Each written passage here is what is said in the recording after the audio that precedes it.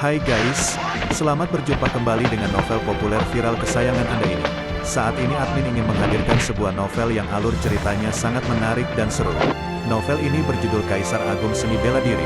Sebelum mengikuti keseruan ceritanya, mohon bantuan kalian untuk subscribe, like, dan share video-video yang ada di channel ini. Selamat menikmati.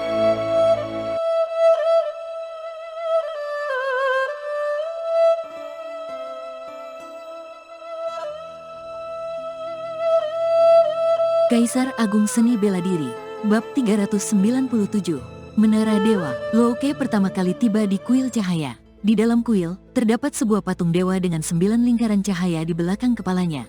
Seluruh kuil dipenuhi dengan aura hukum cahaya, membuat Louke merasa sangat tidak nyaman.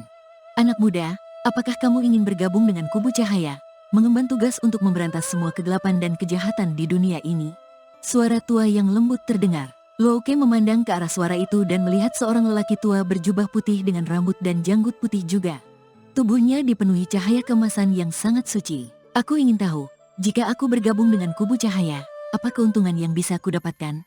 Louke bertanya tanpa basa-basi. Bergabung dengan kubu cahaya dan menjadi prajurit di bawah naungan Dewa Cahaya.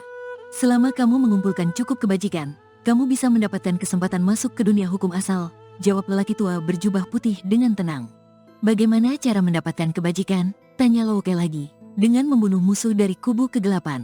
Tergantung pada tingkat kekuatan mereka, kamu bisa mendapatkan kebajikan, kata lelaki tua berjubah putih dengan suara datar.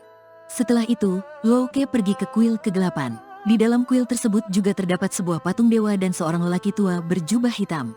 Jika dia bergabung dengan kubu kegelapan, dia bisa mendapatkan nilai pembunuhan dengan membunuh lawan dari kubu cahaya.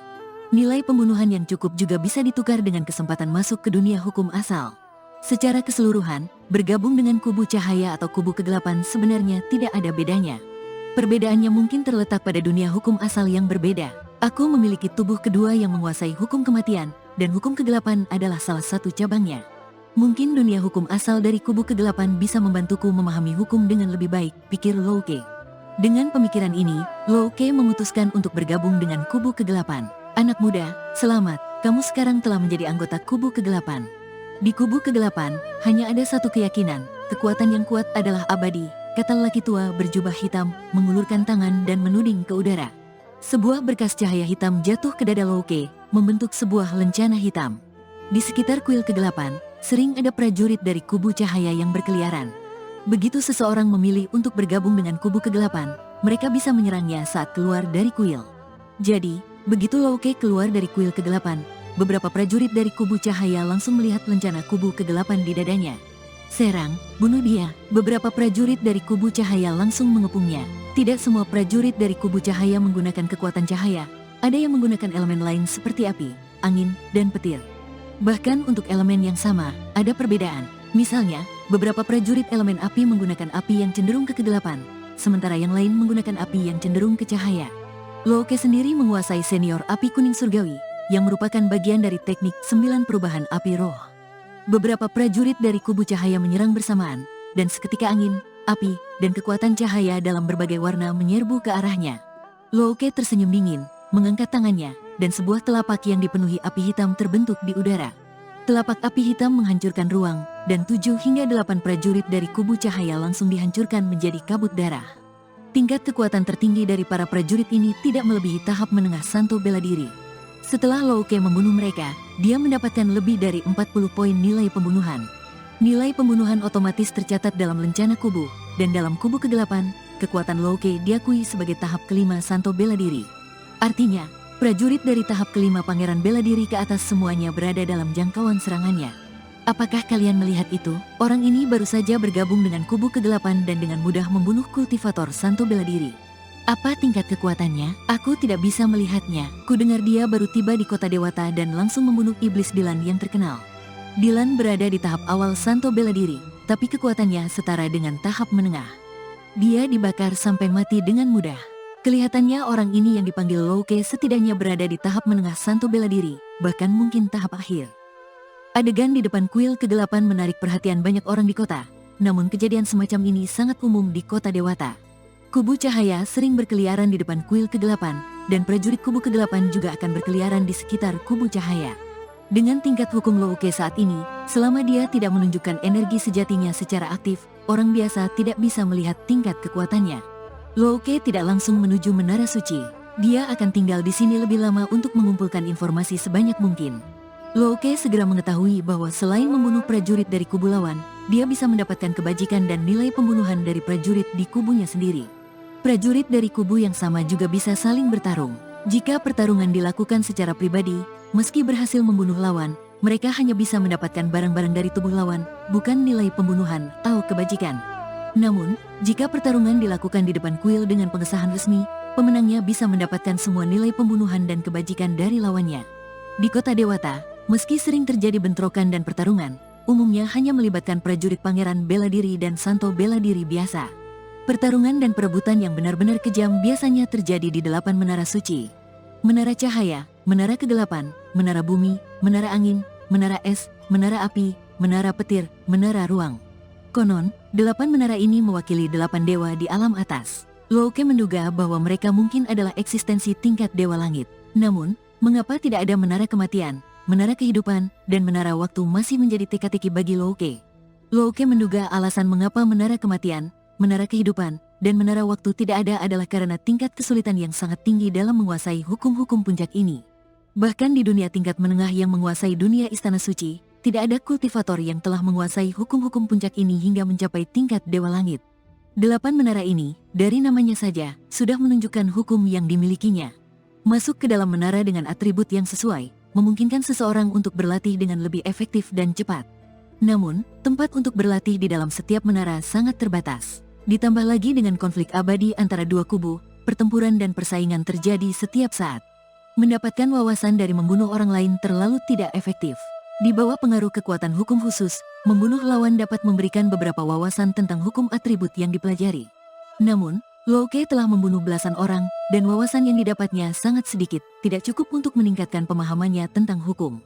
Mungkin semakin kuat orang yang dibunuh dan semakin banyak jumlahnya, akumulasi wawasan yang didapat akan semakin banyak. Ketika akumulasi ini mencapai tingkat tertentu, mungkin bisa membantu dalam pemahaman hukum, tetapi prosesnya terlalu lambat. Tujuan Louke adalah dunia hukum asal. Dari namanya saja, bisa diperkirakan bahwa ini adalah ruang rahasia yang terkait dengan hukum asal. Melibatkan hukum asal sudah melampaui batas biasa dari para kultivator, mencapai tingkat dewa iblis. Bahkan jika tidak ada kekuatan asal hukum kematian untuk direnungkan, jika ada kekuatan asal hukum kegelapan, itu juga bisa memberikan wawasan dan membantu meningkatkan pemahaman hukum kematian. Masuk ke dunia hukum asal untuk berlatih sekali membutuhkan 1000 poin nilai pembunuhan. Menurut aturan di sini, tahap awal Pangeran Bela Diri bernilai 1 poin nilai pembunuhan, tahap tengah 2 poin, tahap akhir 4 poin, dan seterusnya. Semakin tinggi tingkat kekuatannya, semakin banyak nilai pembunuhan yang didapat setelah dibunuh. Dengan kekuatan Louke saat ini di tahap kelima Santo Bela Diri, setara dengan tahap awal Santo Bela Diri, dia bernilai 16 poin nilai pembunuhan. Untuk mengumpulkan 1000 poin nilai pembunuhan, dia harus membunuh lebih dari 500 orang. Oleh karena itu, bagi para kultivator yang datang ke Menara Suci untuk berlatih, dalam memastikan mereka tidak mati, mengumpulkan cukup nilai pembunuhan atau kebajikan untuk pergi ke dunia hukum asal adalah hal yang sangat sulit. Bahkan jika mereka memilih lawan yang lebih lemah, mereka mungkin bertemu dengan seseorang yang bisa bertarung melawan tingkatan yang lebih tinggi, dan kapan saja bisa mati di tangan lawan tersebut. Banyak kultivator yang lebih lemah memilih pelindung yang kuat. Bagaimanapun, tidak ada yang bodoh di sini. Para kultivator di kota Dewata ini sebagian besar adalah kultivator tingkat rendah yang tidak memiliki kekuatan untuk bertahan hidup di Menara Suci. Di luar, Pangeran Bela Diri dan Santo Bela Diri bisa menjadi penguasa di suatu wilayah, tetapi di Menara Suci, mereka hanya bisa menjadi eksistensi tingkat terbawah. Setelah mengetahui informasi dasar tentang tempat ini, Louke memutuskan untuk mengarahkan tujuannya ke Menara Kegelapan. Setiap menara memiliki 3 tingkat. Saat Louke masuk ke tingkat pertama Menara Kegelapan, dia merasakan aura hukum kegelapan. Ruang di dalam menara sangat luas, tingginya beberapa puluh meter, dan lebarnya beberapa ratus meter. Ada kamar-kamar tertutup untuk berlatih dan juga banyak kultivator yang berdagang. Yang paling ramai adalah panggung pertempuran di tengah.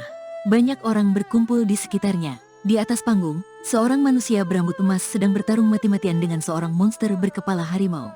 Manusia berambut emas itu berasal dari kubu cahaya, sementara monster berkepala harimau itu berasal dari kubu kegelapan. Monster tersebut memiliki kekuatan yang sangat besar, tetapi dalam hal kelincahan, dia kalah jauh dari manusia berambut emas itu. Dia sudah berada dalam posisi kalah, terdesak mundur oleh serangan bertubi-tubi dari manusia berambut emas itu. Wah, manusia berambut emas itu bergerak cepat, muncul di belakang monster dan menusuk jantungnya dengan pedang besar. Haha, bagus sekali, bagus. Darcy, para kultivator dari kubu cahaya bersorak bersama. Darcy, yang merupakan nama manusia berambut emas itu, berdiri di atas panggung dengan mata tertutup, tampak merasakan wawasan hukum yang didapatnya setelah membunuh lawannya. Haha, apakah kubu kegelapan sudah habis orangnya? Hanya ada sampah lemah seperti ini. Setelah beberapa saat, Darcy membuka matanya dan mengejek para kultivator dari kubu kegelapan. Jelas sekali, ini adalah sekelompok kultivator dari kubu cahaya yang datang untuk memprovokasi di menara kegelapan. Seorang monster berkepala harimau lainnya tampak sangat marah, matanya merah menyala. Mungkin monster di atas panggung adalah temannya. Dia ingin membalas dendam, tetapi dia tahu kekuatannya tidak sebanding dengan Darcy, jadi tubuhnya gemetar hebat tetapi tidak berani naik ke panggung. Sampah dari kubu kegelapan, datanglah dan biarkan aku menghakimi jiwa-jiwa kotor dan jahat kalian. Darcy dipenuhi dengan kekuatan suci cahaya, seperti pengikut paling setia dari Dewa Cahaya, tetapi sikapnya sangat sombong dan angkuh. Dasar menyebalkan, orang ini terlalu sombong. Seorang kultivator dari ras iblis ingin naik ke panggung, tetapi bahunya ditekan oleh seseorang di sampingnya. Kekuatan Darcy sudah mencapai puncak tahap Santo Bela Diri, kecuali ada kultivator tingkat patriark dari tingkat kedua menara. Kalau tidak, kamu hanya akan memberikan nilai kebajikan padanya. Mendengar percakapan ini, Loke langsung mengerti bahwa setiap tingkat di menara dibagi berdasarkan tingkat kekuatan. Tingkat pertama adalah untuk Santo Bela Diri, tingkat kedua untuk Patriark, dan tingkat ketiga kemungkinan untuk kultivator tingkat Kaisar Bela Diri. Kultivator tingkat Kaisar Bela Diri sangat jarang di dunia Istana Suci. Loke menduga tingkat ketiga menara pasti tidak seaktif dua tingkat di bawahnya. Loke tidak tertarik pada lawan tingkat Santo Bela Diri, jadi dia langsung mencari pintu masuk ke tingkat kedua menara. Kaisar Agung Seni Bela Diri, Bab 398, Nilai Pembunuh.